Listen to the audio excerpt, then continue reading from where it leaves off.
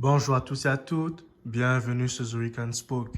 Les amis, j'ai l'immense plaisir de vous retrouver encore une fois de plus en ce jour, en vue de faire le débriefing de la rencontre ayant opposé l'Uruguay à l'Argentine. Ou devrais-je dire, l'Argentine à l'Uruguay. Les amis, quelle rencontre ce fut? Ce fut une très très belle rencontre, un très très beau match de football auquel nous avons pris part, auquel nous avons assisté. Nous avons vu deux oppositions différentes. Nous avons vu deux styles de jeu différents, même si avec Marcelo Bielsa, nous savions déjà qui est le personnage. Nous savions déjà comment est-ce qu'il coach ses équipes, comment est-ce qu'il entraîne ses équipes. Nous savions déjà que Bielsa a toujours un style de jeu à lui-même. Et aujourd'hui, je suis content de voir qu'il a enfin trouvé une équipe qui répond à ses attentes. Une équipe aujourd'hui qui fait ce qu'il veut, qui répond franchement à toutes ses doléances en fait. Et cette équipe, c'est la nation uruguayenne. Ou devrais-je dire, la Céleste. Le surnom de l'Uruguay, les amis. Comme vous le saviez, Marcelo Bielsa, en ayant pris ce poste, il a fait vraiment des changements impeccables en fait, les amis. Il n'a pas hésité à mettre Edinson Cavani de côté.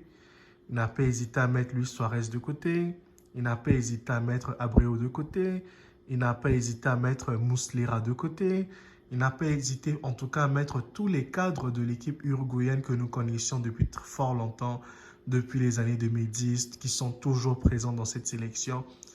En tout cas, Bielsa, il n'a pas du tout hésité à les écarter. Il a fait appel à la jeunesse, à cette génération dorée de l'Uruguay, les amis, qui en son sein a Fede Valverde, que nous connaissions tous déjà. Aujourd'hui, nous découvrions Darwin Nunez, ainsi de suite, ainsi de suite, ainsi de suite. Nous avons Manuel Ugarte. Et franchement, l'équipe uruguayenne a franchement de la potentialité, les amis. Mais ce n'était pas fort donné parce que en face, nous avions une équipe argentine qui est championne du monde, qui est invincible, qui est en ce moment marche sur de l'eau, qui gagne toutes ses rencontres, qui a même battu le Brésil. Il y a quelques temps de ça, les amis en Copa América, ils avaient battu le Brésil. Mais cela n'étonne personne. Pourquoi? Parce que même l'Uruguay aussi, la trêve passée avait aussi battu le Brésil 2 buts à 0. En tout cas, avec Marcelo Bielsa, cette équipe uruguayenne est revigorée, a du courage, a du tonus, a du peps. Et aujourd'hui, elle est en train de faire ses matchs et démontre aujourd'hui que Marcelo Bielsa n'est pas un entraîneur fini, même si on aurait cru qu'il était fini parce que après l'Olympique de Marseille, Bielsa, c'était plus ça, les amis.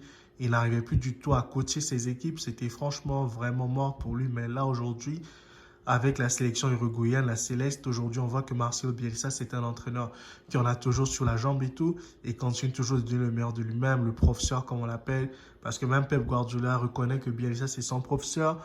Quand il est à Leeds, il a quand même créé quelques exploits contre certaines grandes équipes de Première Ligue, mais il n'a jamais pu franchement tenir toute une saison avec un rythme infernal, comme aujourd'hui, on le voit à la sélection uruguayenne. Et c'est tout à mettre à son honneur, les amis.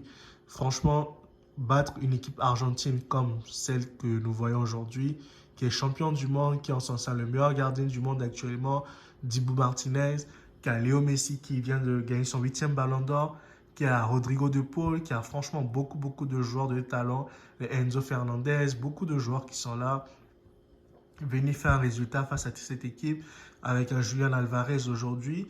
Venir battre l'Argentine aujourd'hui, c'est franchement pas donné, les amis. Et il faut souligner l'exploit uruguayen, cette qualité de football que les Uruguayens ont développé, ont démontré tout au long de ces rencontres. Elle a été dominée, l'équipe d'Uruguay, comme à l'habitude. L'Uruguay n'est pas une équipe qui est offensive, en fait, généralement. C'est une équipe qui défend beaucoup dans un match. Mais quand elle a des occasions de but, elle n'hésite jamais à marquer ses buts, en fait. L'Uruguay convertit toujours ses occasions en but. Et c'est franchement un réalisme franchement machiavélique que les Uruguayens demandent. Aujourd'hui, Edinson Cavani au fond du trou, je crois qu'il a Vasco de Gama. Il n'est plus du tout le Cavani qu'on a connu à l'époque. Aujourd'hui, il se blesse tout le temps. Cavani, à un moment donné, on se demande s'il avait laissé le football.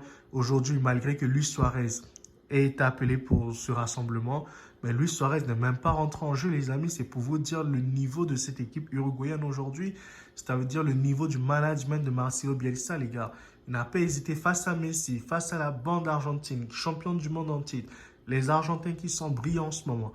Il n'a pas hésité à mettre une équipe jeune, une équipe renouvelée, une équipe remaniée, cette nouvelle Céleste, ces nouveaux 11 qui sont là, qui vont commencer toutes les rencontres d'Uruguay, qui vont s'imposer dans le futur. Et franchement, c'est chapeau à Marcelo Bielsa parce que cette équipe uruguayenne a de l'avenir, elle a de la potentialité. Elle est là pour faire des choses grandes. Elle est là pour s'imposer dans le plus long terme. Et je pense, à mon humble avis, qu'elle va franchement apporter beaucoup de choses dans les prochaines années en Amérique du Sud. Nous aurons franchement de la compétition, de la concurrence aujourd'hui face à des équipes brésiliennes qui sont en train de regresser. Aujourd'hui, nous avons une équipe uruguayenne qui est en train de progresser, qui est en train de monter en flèche et tout. Et c'est à l'honneur, c'est franchement la vision d'un nouvel entraîneur. Malgré que l'équipe argentine a eu à tirer 12 faux buts, 0 but marqué. L'Uruguay a tiré 6 faux buts, mais pour 2 buts marqués dans cette rencontre. C'est franchement incroyable. Il faut féliciter cette équipe uruguayenne qui défensivement était solide. Au milieu était solide. Léo Messi n'a pas pu créer la magie. J'ai cru revoir le Messi du Paris Saint-Germain, les amis. Ce Messi-là qui n'arrivait pas à marquer, ce Messi qui n'était pas capable de se transcender, ce Messi qui n'était pas capable de faire de la magie dans une rencontre. C'est ce Léo Messi que j'ai retrouvé hier soir dans cette rencontre face à l'Uruguay. Et franchement, que dire de ce match de Messi? C'était un match cataclysmique. Ça se voit que les vacances actuellement en MLS ne lui font pas du bien. Il a besoin de repartir jouer au football, hein, mais il faudrait qu'il revienne peut-être dans un club européen. Il aille jouer un peu pour retrouver un peu la forme, pour garder la forme. Parce que si on se quitte avec ce Messi-là que j'ai vu hier soir dans cette rencontre, n'était pas franchement monstrueux, pas franchement incisif dans ses actions et tout balle au pied, ça va être franchement problématique pour l'équipe argentine lorsqu'il faudra faire la rentrée au mois de mars. Les rencontres du mois de mars seront franchement déterminantes pour l'Argentine en fait, parce que ça, ce sont les dernières rencontres de l'année et l'Uruguay vient de mettre fin à l'investibilité argentine. Et franchement, bravo aux gars de l'Uruguay. Bravo aux Uruguayens d'avoir fait ce match qu'ils avaient à faire. Marcelo Bielsa est en train de construire un projet qui va être solide, qui va porter des fruits dans les années à venir. C'est la même chose qu'il avait fait avec l'équipe du Chili à l'époque, parce qu'il avait comme donné les bases au Chili. Après, Jorge Sampaoli était venu, avait continué avec le Chili. Et on a vu ce que ça a donné. Le Chili a remporté les Copa América. Le Chili était invincible. Le Chili faisait maintenant peur en Amérique en fait du Sud.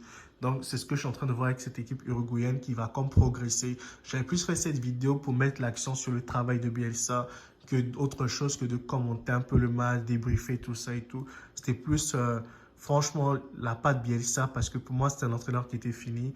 Mais force est de constater que non, il n'est pas fini. La victoire face au Brésil le mois dernier n'était pas un hasard.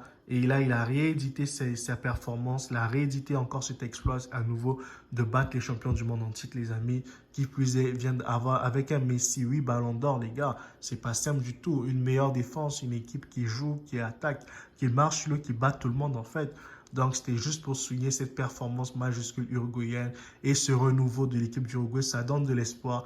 Ça montre que quand on fait confiance à la jeunesse, on met la jeunesse au poste qu'il faut, on les responsabilise, ils sont capables de donner le meilleur d'eux-mêmes et de créer de la magie, les amis. C'est tout ce que j'avais à dire pour cette vidéo.